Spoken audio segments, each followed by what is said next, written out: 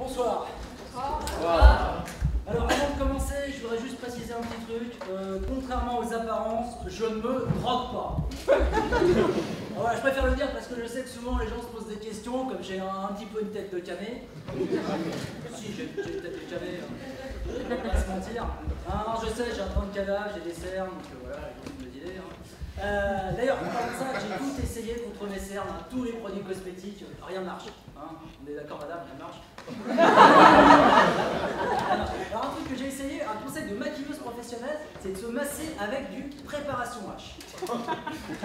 Le truc pour les hémorroïdes. Il paraît que ça marche, le seul problème c'est quand tu arrives à la pharmacie, j'ai essayé, j'ai fait bonjour, je voudrais une préparation H. C'est pour mes yeux. Le pharmacien m'a fait bien sûr, et je vous mets des suppos pour les oreilles.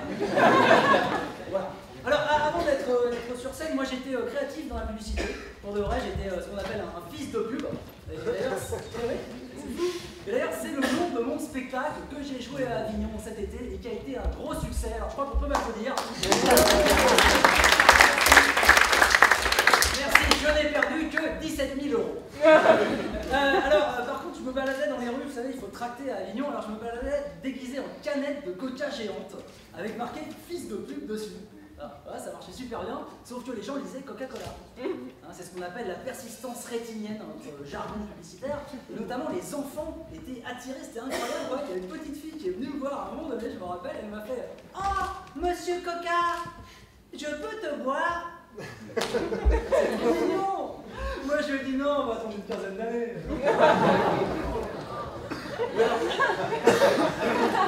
Alors je sais, quand on a fait de la pub, on passe pour un sexiste, et c'est vrai qu'il y a des pubs sexistes, par exemple les pubs carte noire, tout le monde connaît je pense.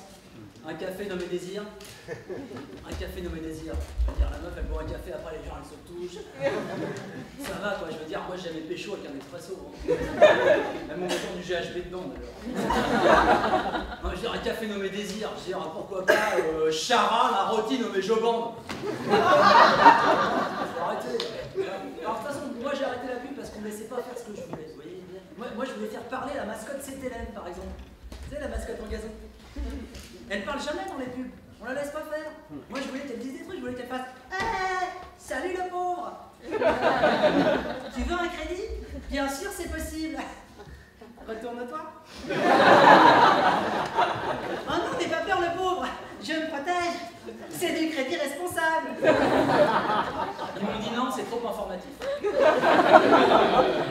De toute façon, maintenant tout se passe sur internet, dans la pub c'est pareil. Car maintenant il y a des pubs en fonction de vos informations personnelles, en fonction de vos courriers, de vos mails. C'est génial, ils les lisent. Ah, c'est le progrès. C'est le fascisme aussi. Et l'autre fois, moi j'avais 3 pubs. J'avais Apprenez l'hébreu, j'avais Rencontre libertine à Paris et livraison de fruits de mer à domicile. Ça veut dire que les mecs chez Gmail, ils pensent que je suis juif, que j'aime les putes et les huîtres.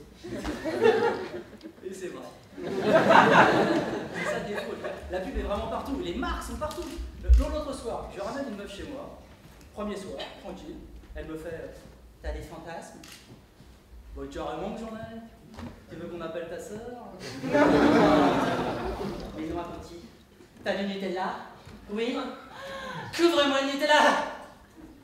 Alors moi je suis désolé, je mélange jamais sexe et nourriture. J'ai toujours trouvé ça complètement incongru de tartiner de beurre et de confiture ma camarade de jeu. Ne serait-ce que parce qu'une fois sur deux, elle retombe du mauvais côté.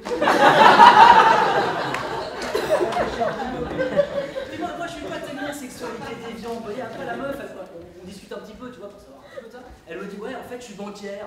Je dis, bah, c'est super. Et après, elle me dit, ouais, j'aimerais bien qu'on fasse des trucs un peu SM.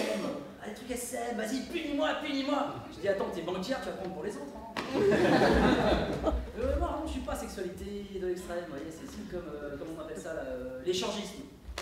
Il y a des échangistes dans la salle? Il y en a rarement. L'échangisme, ce côté, oui, sortez de ma femme, on est garé en double fil. Il y a pire, ceci, il y a pire. Parce qu'il n'y a pas très longtemps, je vous jure que c'est vrai, je suis passé devant un sex shop à Pigalle, les mecs, ils vendaient des nains de jardin. Des nains de jardin, avec le chapeau pointu et tout. T'avais le choix de la couleur, de toute façon c'est toujours la même à la fin. Non mais attention, chacun fait ce qu'il veut. Mais je veux dire, à partir de quel moment tu t'emmerdes tellement dans ta vie que tu dis tiens ce soir, Je vais me mettre un nom de jardin. Hein? Remarquez, ça donne une nouvelle interprétation de la fin d'Amélie Poulain. En réfléchissant, je crois que c'est toujours mieux que de se faire sodomiser par la mascotte de cet élève. Merci beaucoup, bonne soirée.